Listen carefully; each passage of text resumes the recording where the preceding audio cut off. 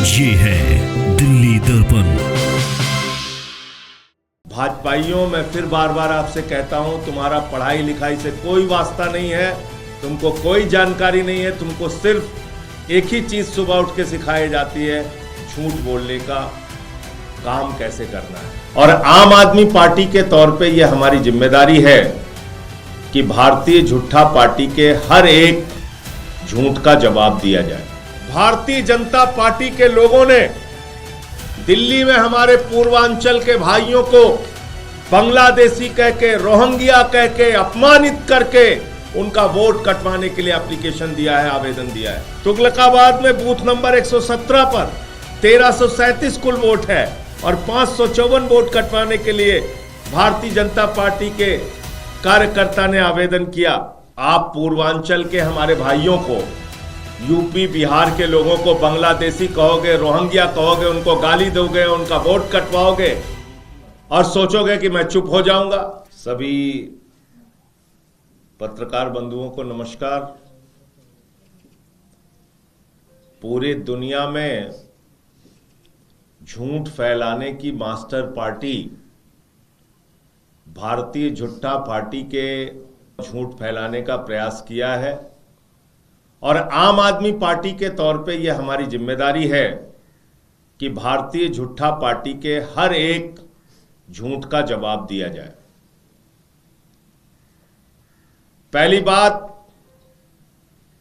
मैं बहुत साफ तौर पे कहना चाहता हूं, बीजेपी के राष्ट्रीय नेता से लेकर प्रदेश नेता तक ध्यान से कान खोलकर सुन लीजिए। दिल्ली में किसी भी पूर्वांचली का वोट कटने नहीं देंगे।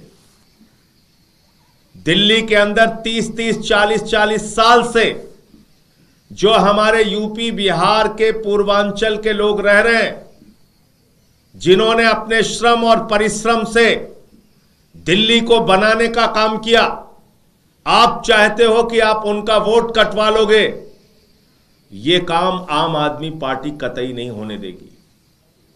जब हमने आपको एक्सपोज कर दिया तो आज आप हास्यास्पद आरोप लगा रहे हो कि आम आदमी पार्टी वाले वोट बढ़वा रहे हैं, वोट कटवा रहे हैं।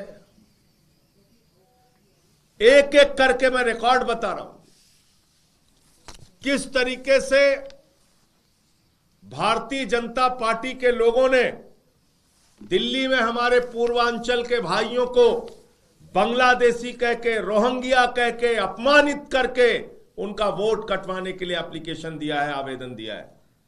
शाहदरा में 11,000 लोगों का वोट कटवाने के लिए एक भारतीय जनता पार्टी के पदाधिकारी ने आवेदन किया। जनकपुरी में बीजेपी के 24 कार्यकर्ताओं ने 4,874 वोट कटवाने के लिए आवेदन किया।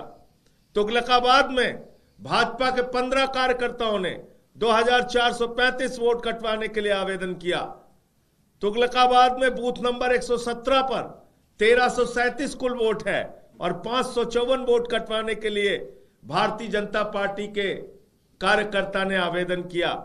पालम में 9 बीजेपी के कार्यकर्ताओं ने 1641 वोट कटवाने के लिए आवेदन किया। रजौरी गार्डन में भारतीय जनता पार्टी के 6 कार्यकर्ताओं ने 571 वोट कटाने के लिए आवेदन किया। हरिनगर में भाजपा के 4 कार्यकर्ताओं ने 637 वोट कटाने के लिए आवेदन किया। करावल नगर में 2 कार्यकर्ताओं ने 3,260 वोट कटाने के लिए आवेदन किया। मुस्तफाबाद में एक ही व्यक्ति ने 534 वोट कटाने के लिए आवेदन किया। ये भारतीय जनता पार्टी के कुकर्मों का, उनके गुनाहों का, उनके पाप का लेखा जोखा है। आप पूर्वांचल के हमारे भाइयों को, यूपी बिहार के लोगों को बांग्लादेशी कहोगे, रोहिंग्या कहोगे, उनको गाली दोगे, उनका वोट कटवाओगे और सोचोगे कि मैं चुप हो जाऊंगा। सदन में भी आपसे लड़ूंगा और सड़क पे भी आपसे लड़ूंगा। किसी भी गलतफहमी में मत रहना, नंबर 1।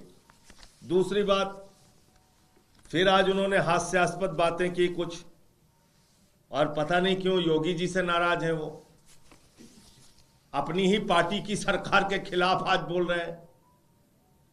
भाजपाइयों, मैं फिर बार बार आपसे कहता हूं, तुम्हारा पढ़ाई लिखाई से कोई वास्ता नहीं है, तुमको कोई जानकारी नहीं है, तुमको सिर्फ एक ही चीज सुबह उठ के सिखाई जाती है, झूठ बोलने का काम कैसे करना है।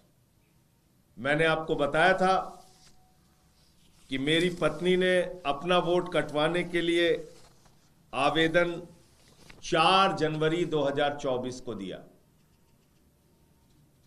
4 जनवरी 2024 को यह आवेदन दिया जिला निर्वाचन कार्यालय सुल्तानपुर में। इसके अलावा ये वोटर लिस्ट है, मैं भेंट कर रहा हूं, और वीरेंद्र सचदेवा और उनकी पार्टी को और मोदी जी को जो डिजिटल इंडिया की बात करते हैं, जाओ और सुल्तानपुर का जो वोटर लिस्ट है उसको भी चेक करो। इसमें मेरे माता जी का नाम है राधिका सिंह, पिताजी का नाम है दिनेश सिंह। इसके अलावा न मेरा वोट है न मेरी पत्नी का वोट है। ये वोटर लिस्ट है, ये पड़ी हुई है, देखो इसको। दूसरी बात, ये उस पूरे बूथ की वोटर लिस्ट है। मैंने कहा सिर्फ अपने हिस्से की वोटर लिस्ट निकलवाऊंगा, हो सकता है भाजपाइयों को थोड़ा बहुत शंका हो, बुद्धि कम है तो थोड़ा दिमाग उनका कम है, तो ये मैंने सुल्तानपुर के पूरे बूथ की वोटर लिस्ट मंगा ली है। इस वोटर लिस्ट में नाम दिखाओ बीजेपी के लोगों, पूरे बीजेपी को जोड़ो, इसमें इस काम में लगाओ। नंबर एक। 2, जब हमने लिख के आवेदन दे दिया, और मैंने स्वयं ने 2013 में आवेदन दिया, 2013 में जिला निर्वाचन अधिकारी सुल्तानपुर को लिख के दिया कि हमारा वोट काट दिया जाए, परिवर्तित कर दिया जाए। उसके बाद नगर पालिका का चुनाव राज्य निर्वाचन अधिकारी के देखरेख में होता है। वो कह रहे 2018 के नगर पालिका की सूची में मेरा नाम था। तो नगर पालिका की सूची तो योगी जी के कर्मचारी तैयार करते हैं, जाके देखो, उनसे बात करो। जब मैंने सूचना दे दी कि आप हमारा नाम यहां से काट दीजिए, मैंने अपनी जिम्मेदारी पूरी कर दी। अब किसी वोटर लिस्ट में, नगर पालिका की वोटर लिस्ट में मेरा नाम अगर था, तो उसका देखना, उसकी जिम्मेदारी कर्मचारी की है जो वोटर लिस्ट तैयार करता है।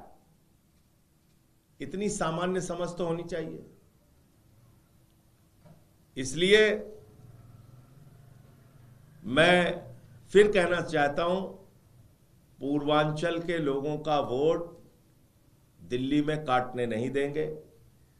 उनको बांग्लादेशी रोहिंग्या कह के अपमानित करना बंद करो भाजपाइयों। तुमको पूरे दुनिया और देश के सामने हम लोग एक्सपोज कर चुके हैं। तुम्हारा चुनावी घोटाला हमने पकड़ा है। तुम दिल्ली में वोट कटवा के चुनाव जीतना चाहते थे, उन मंसूबों पे पानी फिर गया है।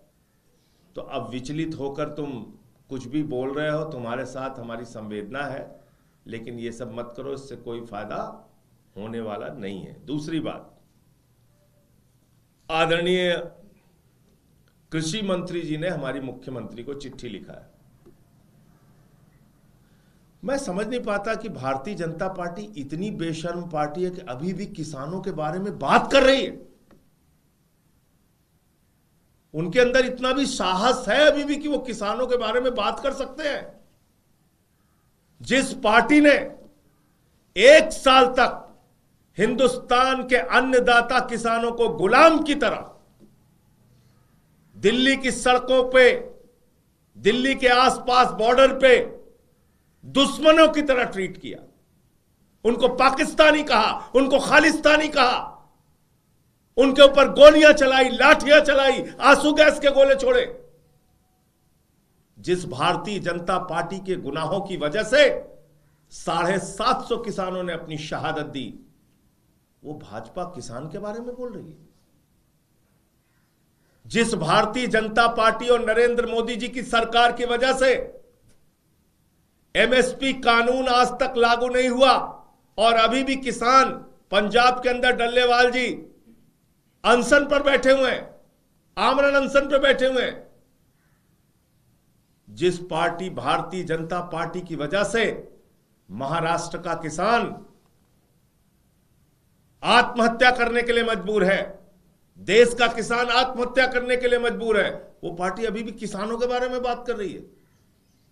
इतना साहस है इनमें। किसान का का आपके मुंह से नहीं निकलना चाहिए, किसान का का आपके मुंह से नहीं निकलना चाहिए। भारत की आजादी के बाद किसानों की सबसे बड़ी द्रोही कोई पार्टी है तो उस पार्टी का नाम है भारतीय जनता पार्टी। किसानों के साथ विश्वासघात करने वाली कोई पार्टी है तो उस पार्टी का नाम है भारतीय जनता पार्टी। आप अब तक एमएसपी का कानून लागू नहीं कर पाए। आपने कहा था कि हम किसानों के फसल का दाम दोगुना करेंगे और आप अभी भी किसानों के बारे में बात कर रहे हैं। मैंने सदन में 3 काले कानून का विरोध किया था, मुझे सस्पेंड करके बाहर किया गया। शिवराज जी, घसीट के हम लोगों को बाहर किया गया सदन से। कई रातें देश की संसद में हमने उस परिसर में गुजारी है। आप बात कर रहे हो किसानों की, आप लोग बात कर रहे हैं किसानों की। मैंने प्रधानमंत्री के सामने भगवंत मान जी के साथ मिलकर नारे लगाए, उनको जगाने के लिए सोती हुई नींद से। आप किसानों की बात कर रहे हैं। और फसल की बर्बादी होने पर सबसे ज्यादा मुआवजा देने का काम हिंदुस्तान में अगर किसी मुख्यमंत्री ने किया तो उसका नाम है अरविंद केजरीवाल। पता कर लीजिएगा रिकॉर्ड उठा के। तो इसलिए मैं समझता हूं कि बीजेपी को कम से कम किसान के बारे में बात नहीं करना चाहिए। किसानों के साथ विश्वासघात करने वाली और 750 किसानों के शहादत के लिए दोषी, गुनहगार और हत्यारी कोई पार्टी और सरकार है तो वो भारतीय जनता पार्टी है और उसकी सरकार है। लेटेस्ट खबरों के लिए सब्सक्राइब करें हमारा YouTube चैनल या फिर लॉग ऑन करें www.delhidarpantv.com। खबरों की कवरेज और विज्ञापनों के लिए संपर्क करें।